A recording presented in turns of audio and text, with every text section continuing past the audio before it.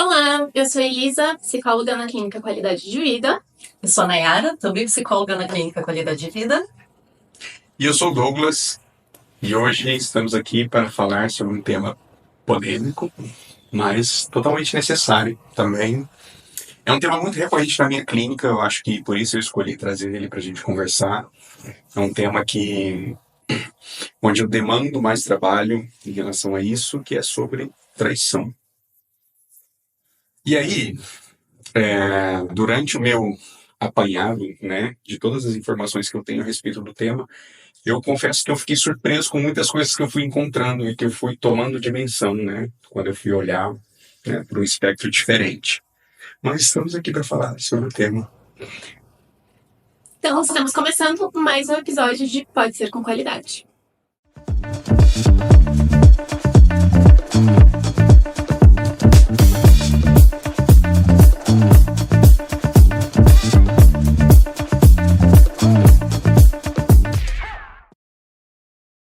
Mas, então, eu andei assim, entrando em contato, já que estamos falando dessa questão de gênero, eu tinha uma noção de que existia, sim, um aumento, né, talvez onde os homens traíssem mais, né, eu tinha essa noção de que nesse universo os homens eram os que mais traíam e as mulheres talvez um pouco menos, e eu acabei descobrindo que não é. Olha só. E foi uma surpresa muito grande para mim. Digo que pra mim também. Isso na clínica, com os atendimentos ali. E inclusive com estudos. Né? Estudos hoje já comprovam que é horizontal a coisa. Né? Talvez, na geração anterior, o que acontecia? Até existia uma preponderância do homem que traía mais. Né? Era algo cultural que a gente, na nossa geração, a gente ainda experimenta. Que é algo como uma afirmação de potência, ter mais de uma mulher, ter mais de uma amante, e quanto mais mulher, melhor, enfim. É o poder envolvido, né? É um poder envolvido. E como você disse, a mulher, né, vem se modernizando de uns tempos para cá, onde ela tem a autonomia dela, inclusive sexual. Hoje em dia, para uma mulher ser solteira, é diferente de na época dos nossos avós, que tinha um outro olhar para essa mulher. Inclusive, os casamentos se mantinham muito porque essas mulheres sustentavam esses homens sabendo que existia traição, que entra um elemento muito perigoso, que é algo que eu tenho assim, quando existe traição dentro da minha clínica, o mais difícil para mim é quando a pessoa não constituiu bem a sua individualidade, porque é muito difícil tirar a pessoa dessa dinâmica. A pessoa, qualquer um dessas três, em qualquer posição que esteja. Em qualquer posição que esteja. Porque a pessoa que trai também, o que eu observo é que ela geralmente tem uma autoestima muito baixa. Olha só, eu busco na quantidade sanar o que eu não tenho dentro de mim. Exato. Então, ela geralmente tem uma autoestima muito baixa. E tendo outros parceiros, eu estou seguro de que não vou ficar sozinho. Né? Naturalmente, a pessoa que também é traída, nesse caso, se ela não constitui bem a sua individualidade, ela vai ter dificuldade de sair mesmo descobrindo a traição. Então eu vejo que isso era o que acontecia nos outros tempos, a gente ainda vê reflexo disso, mas com o fortalecimento de ambos os sexos, né, de homem e de mulher, isso tem diminuído, o que facilita muito. E também dessa terceira pessoa que está se submetendo a uma relação desse jeito, a individualidade dela não está legal, ela não está bem consigo, entende? Para concordar estar em uma relação assim. Mais elementos de pesquisa que me surpreenderam, de que aquela pessoa que trai, ela tem em 95% das chances, das vezes, né, da sua segunda relação, de trair de novo. Até 3 vezes mais chances de trair de novo. Ou seja... Comportamento passado mesmo. Mas, peraí. Na segunda relação se ele termina essa relação e vai para uma nova relação romântica, ou mesmo se ele se mantém nessa relação romântica? Então, não, se ele termina a relação e ele começa um outro relacionamento, se ele traiu nessa primeira relação, ou mesmo se ele foi traído. 3 vezes mais chance dele trair no próximo relacionamento. Caramba. E aí, vocês vão perguntar, caramba, mas e aí, a gente tem que ser refém disso? Então, se eu conheci alguém legal que traiu na outra relação, essa pessoa não vai mudar? É difícil. E para isso precisa de terapia. Perfeito. E não tenho dados de pesquisa, tenho só percepção. Esses casais onde houve uma traição, mas eles estão dispostos a trabalharem a relação para melhorar, você tem estudos que falam qual é a efetividade, né? Tipo, porque eu vi alguns relatos que às vezes a relação sai muito melhor do que ela era e a chance de traição novamente ela acaba diminuindo. Por a percepção. Depende. Traição eu considero uma das dores mais difíceis de lidar no ambiente clínico. Ela provoca, assim, um desastre emocional, né, para aquela pessoa, né? É um trauma mesmo, que perpetua por muito tempo. Então, aquele casal que vai decidir manter a relação, eles vão ter que fazer uma jornada. Sem terapia, olha, eu digo que é quase impossível você conseguir manter esse relacionamento, porque primeiro aquele que foi traído, a sua autoestima vai pro buraco. Você se sente a pior pessoa do mundo, você vai ficar se perguntando por quê, o que aquela pessoa tem de melhor que eu, o que eu deixei de entregar, o que faltou entregar, né, para essa relação. E a gente se culpa muito quando a gente é traído. Né? E ao mesmo tempo, aquele que traiu também, ele está comunicando alguma coisa. Ele está comunicando uma insatisfação dentro da relação, né? Que se ele não conseguir tomar posse do que é essa insatisfação e tentar se resolver em relação a isso, não vai fazer sentido ele continuar no relacionamento. Entende? Sim. É muito comum, principalmente quando tem filhos, a pessoa tentar se manter na relação em nome dos filhos, mas olha que curioso, eu vou ficar num relacionamento que eu estou insatisfeito em nome dos meus filhos, para preservá-los do sofrimento de ter pais separados, só que na relação já perdeu o respeito. Então o que vai afetar mais essas crianças? Os pais se separarem e a gente se separar bem, entender que somos pais, beleza, não somos só mais casal, ou a gente continuar junto e continuar se desrespeitando na frente desses filhos. Porque não é genuíno, né? Porque a não é opção genuíno. não é pelo casal. Exato. Então, para manter é muito difícil. Aquele que é traído, eu geralmente trabalho na minha clínica, eu trato primeiro a dor. Não é possível fazer nada nesse período. Então é um período de luto mesmo. É um luto exatamente como a perda de uma pessoa, porque aquele que você imaginava que estava ao seu lado morreu. Eu tendo a dizer que um casamento longo, ele vai ter entre 2 a 3 términos dentro da relação.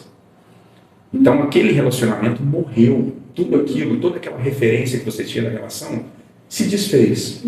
E isso é muito dolorido. Então a gente precisa ficar um tempo, né, até essas feridas se curarem, porque uma ferida no corpo emocional, uma ferida no nosso corpo demora tempo para curar. Então, passado esse tempo de cura, né, temos que ficar muito atentos em relação à culpa, porque a minha próxima etapa com o trabalho é a gente entender. Então aí, quando todos os elementos dessa dinâmica estão fortalecidos, a gente vai tentar entender qual foi a fresta que essa terceira pessoa entrou. Ninguém entra do nada, entende? Numa relação. É preciso haver algum desgaste. Eu gosto de usar bastante o exemplo de construção. Assim, quando tem algum desgaste, a parede não foi bem feita, entra uma infiltração e entra um mofo. Algo passa por ali que você não vê. E às vezes as condições do tempo mudam, né? Exato, o clima muda, que exato. testa um pouco aquela hora que você falou, opa, foi feita para esse clima, mas para esse clima novo, sei lá, não tem ar-condicionado suficiente. Tem que pôr um pouquinho mais de ar-condicionado aqui, né? Fazendo uma analogia. Eu gosto daquela questão filosófica de que nenhum homem se banha no mesmo rio por 2 vezes, porque nem é o mesmo homem, nem é o mesmo rio. Exato. E na relação é isso também, o tempo né? passou, né? As pessoas mudaram, né? Isso. Eu imagino que quando vem filhos, né? Você tá falando do luto, né? Das fases do casamento. Eu fiquei imaginando quais, né? Envelhecer, né? O corpo muda, as pessoas mudam. Tô numa fase que muitos amigos têm filhos e é isso, é um luto, né, da pessoa que você era, da relação Exato. que você tinha, da dinâmica que você tinha. Do corpo que você tinha. Então, tudo isso muda, né? Então, vamos tentar entender de onde veio, por onde entrou, né?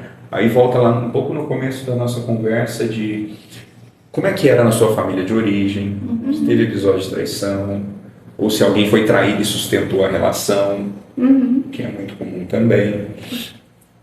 Se teve algum trauma, que é algo que também pode ser uma brecha, uma frestazinha. Por exemplo, estou em um casamento onde temos uma vida financeira ok, e de repente meu marido ficou extremamente endividado e dali para frente a nossa vida mudou muito. Isso pode ser um desgaste.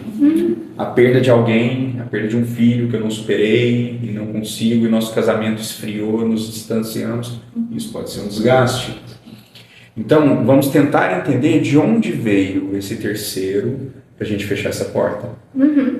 Porque mesmo para a pessoa que foi traída, ela vai ter outras relações se ela terminar essa. Sim. E a chance da pessoa que não investiga o que aconteceu no meu processo de traição, de entrar numa outra relação e viver essa mesma dinâmica com outra pessoa, é muito grande. E acho que até a insegurança, na verdade, ela aumenta, né? E daí a minha necessidade de controle sobre o outro também aumenta e desgasta ainda mais essa nova relação. Exato. Então a gente já entra numa relação que termina, entramos na próxima totalmente armados. Então, super hipervigilante ali, assim, né? Curtiu, Exato. tenho a senha do seu celular, tenho a senha de tudo, vejo tudo onde você entrou. Exato.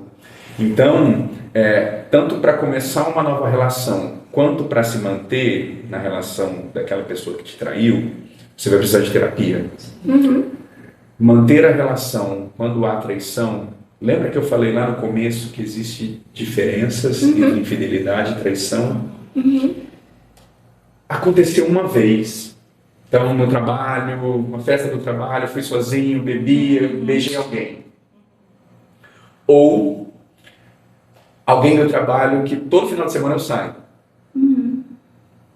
Então, também existem elementos para a gente ir percebendo se vale a pena manter aquela relação. Porque o que te diz de uma pessoa que te traiu 1, 2, 3, 4, 5, 10 vezes que ela vai conseguir refazer o casamento, se comprometer com o casamento novamente? Entende? E aí tem uma regrinha assim, ó, que é essencial para a gente poder olhar para isso. Só arrependimento não basta. Então, aquele que traiu, só dizer para você que eu estou arrependido do que eu fiz, às vezes ele está mesmo, às vezes ele está sofrendo com o que ele fez. Mas assim que essa dor passar, o comportamento volta.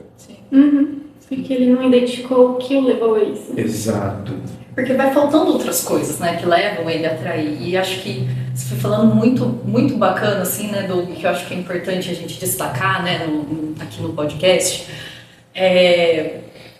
O poder, assim, o poder acho que não é a palavra, né, acho que ficou na minha mente que a gente tá falando de poder, mas assim, o benefício e a porta que se abre de fazer terapia, porque senão a gente fica nessa síndrome de Gabriela, né, eu nasci assim, eu cresci assim, eu vi meus pais assim e Gabriela, mas não, a hora que você olha, né, para sua história, entende o que falta, tenta se comprometer, olhar para você e falar assim, essa é minha história, isso que aconteceu, isso que me levou, eu posso mudar, eu tenho outras alternativas, eu posso fazer isso, porque também não é fácil, né? Não a gente fala de terapia como uma solução, né? Como algo maravilhoso, que realmente pode transformar mesmo a vida das pessoas para uma vida mais significativa, mais alinhada com aquilo que a gente deseja, se é o casamento ou não, se é um relacionamento aberto ou um relacionamento mais monogâmico, enfim.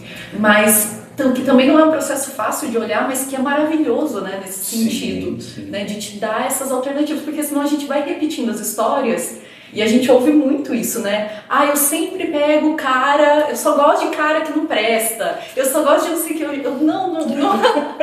Calma. O famoso dedo podre, né? Ai, meu dedo é podre, eu só escolho o cara que me trai, não sei o que, Tá, então não vamos olhar para os caras que, né, não é isso, vamos olhar para você. né? E a sua escolha de relacionamento. Exato. Né? Eu acho que é muito bacana tudo isso de benefício que a terapia pode trazer. Com certeza, né? Com certeza.